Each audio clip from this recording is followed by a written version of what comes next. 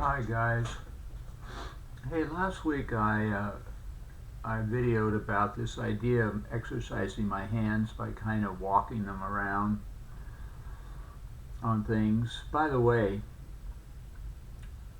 if you watch my vid, be aware I may forget to put stuff in it, which I may put in the notes under the vid, or watch for future vids.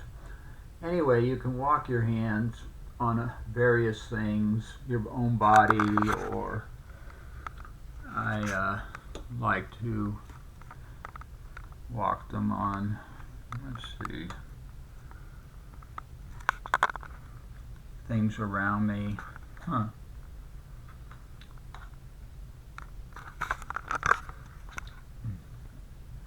Sort of, you can kind of jump up and walk. And it's good exercise. It does increase your dexterity. One thing is that when I walk like this, I notice my fingers go up my throat a lot. And I was thinking that doing that, I'm getting to know my throat really well. And if anyone ever attacked me physically, like wanted to fight, I feel like knowing my own throat, I know a fair amount about other people's throats and would maybe be pretty effective at choking them. So that might be another advantage of exercising my hands this way, and an advantage for you.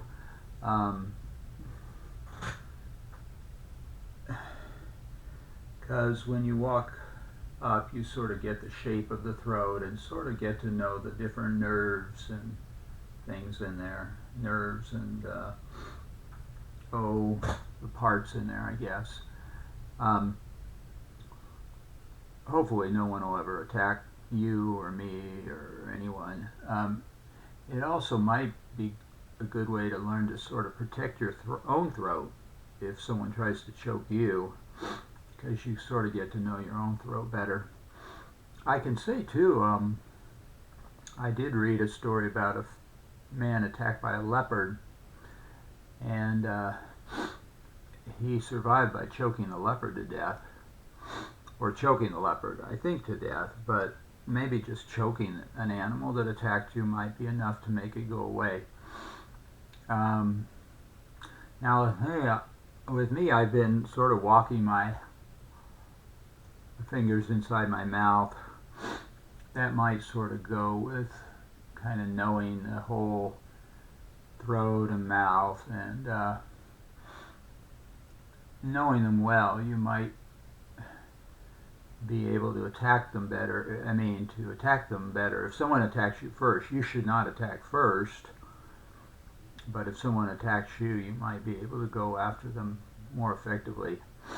I should say there are other things that would come from knowing your own throat. I mean, if you drew art, you could probably draw this whole area better because you've run your fingers over it many times. And knowing the throat might be good in sex.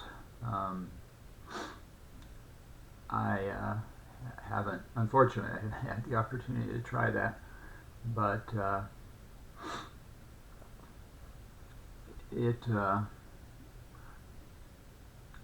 guess the whole body shows up in sex, so the throat is one part of that.